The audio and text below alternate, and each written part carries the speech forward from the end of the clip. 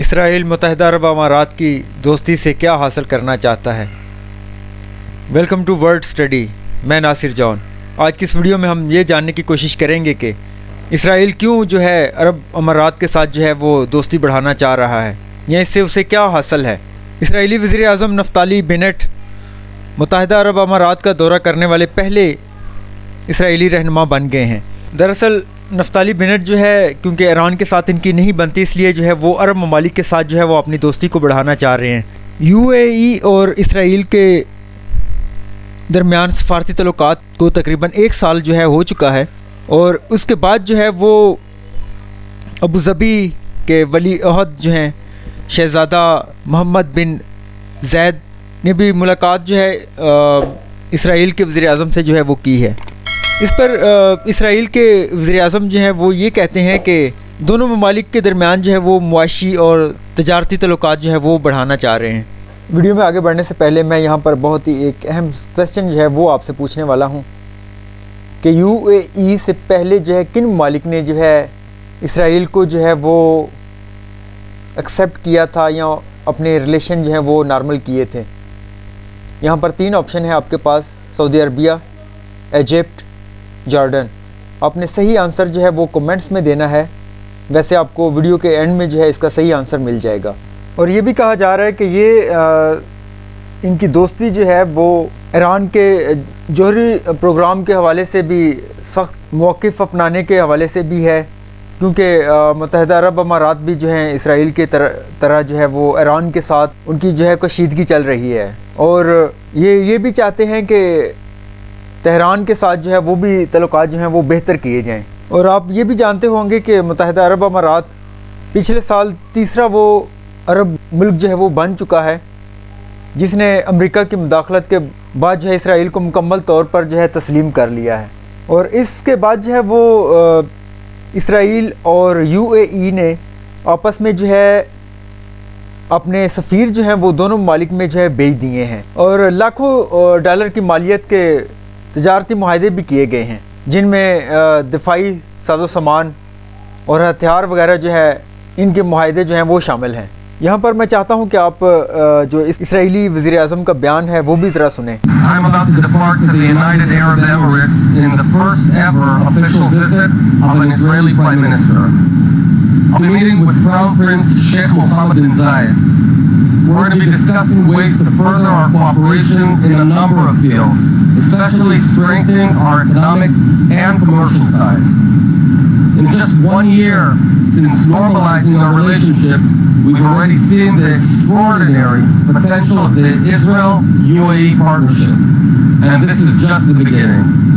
جیسا کہ آپ نے اس ویڈیو بیان میں دیکھا ہے کہ اسرائیل کے وزیر اعظم نے واضح طور پر یہ بتایا ہے کہ ان کے 1 ہی سال میں یو اے ای کے ساتھ اچھے ریلیشن وہ رہے ہیں۔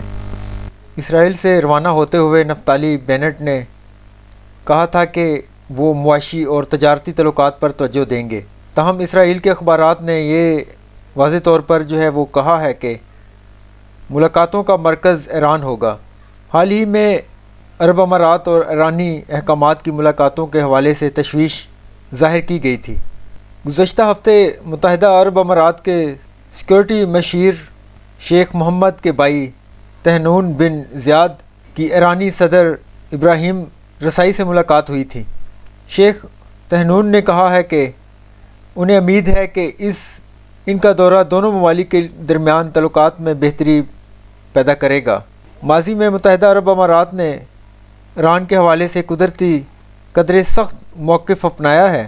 اسرائیل کے ساتھ متحدہ عرب امارات نے بھی 2018 میں اس وقت کے امریکی صدر ڈونلڈ ٹرمپ کے فیصلے کی حمایت کی تھی کہ وہ ایران کے ساتھ جوہری معاہدے سے نکل جائیں۔ اس معاہدے کے تحت ایران کے جوہری پروگرام کو محدود کرنے کے بدلے ان کے خلاف اقتصادی پابندیوں میں نرمی کی گئی تھی۔ امریکہ کے معاہدے سے نکل جانے کے بعد اور صدر ٹرمپ کی جانب سے پابندیوں کی مکمل واپسی کے بعد سے ایران نے معاہدے میں طے شدہ مقدار سے زیادہ یورینیم پیدا کرنا شروع کر دی تھی۔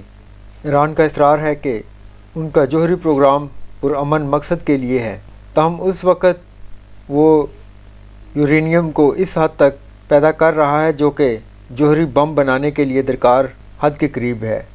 اسرائیلی وزیر اعظم نفتالی بینٹ کہہ چکے ہیں کہ ویانا میں جہاں عالمی طاقتیں امریکہ کو اس معاہدے میں واپس لانے کے لیے کوشش کر رہی ہیں، ادھر ایران مذاکرات میں جوہری بلیک میل کو بطور لاہ عمل استعمال کرتا ہے۔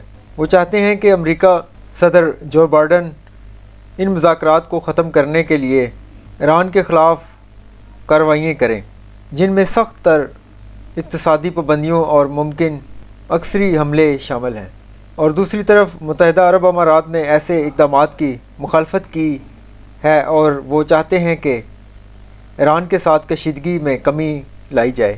اب یہاں پر ایک بہت ہی اہم کویسچن یہ ہے کہ اسرائیل اور یو اے ای آپس میں کیوں دوستی کرنا چاہتے ہیں؟ گزشتہ سال جب پوری دنیا میں کرونا وبا جو ہے پھیلی ہوئی تھی، اس وقت مشرقی وسطی میں ایک نیا مستقبل بنانے کی کوشش کی جا رہی تھی۔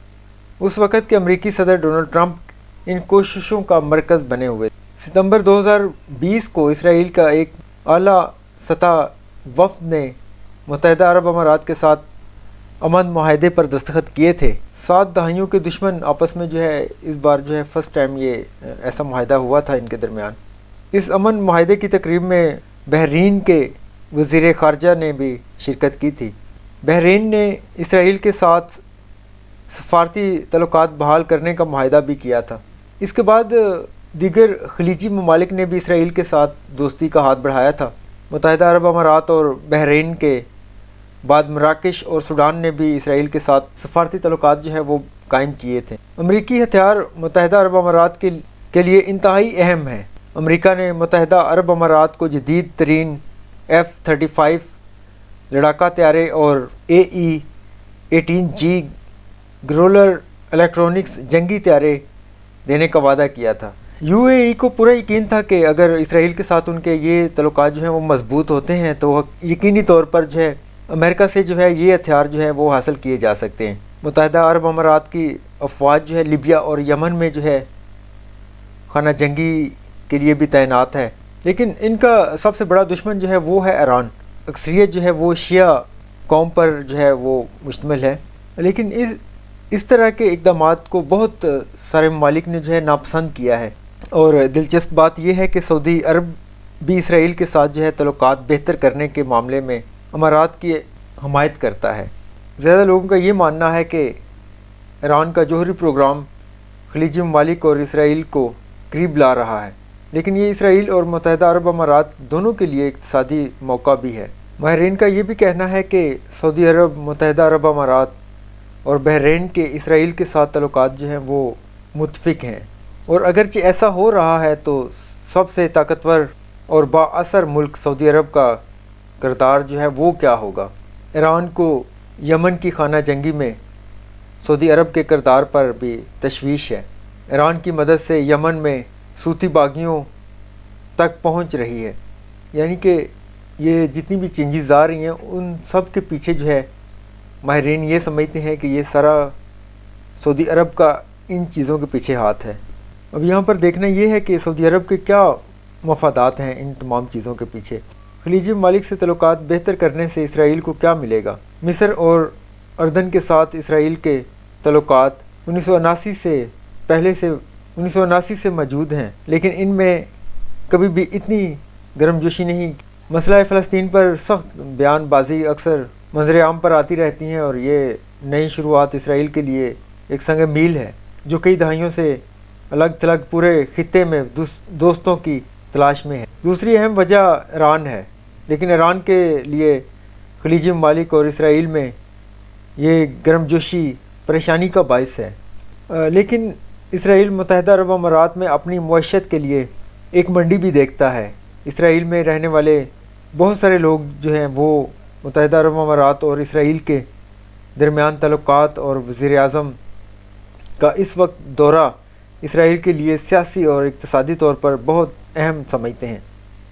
وہ کہتے ہیں کہ متحدہ عرب امارات کا اسرائیل کے ساتھ سفارتی تعلقات بنانے کا فیصلہ کافی حیران کن ہے۔ اس کے بعد کچھ دوسرے ممالک کے ساتھ بھی تعلقات ہیں۔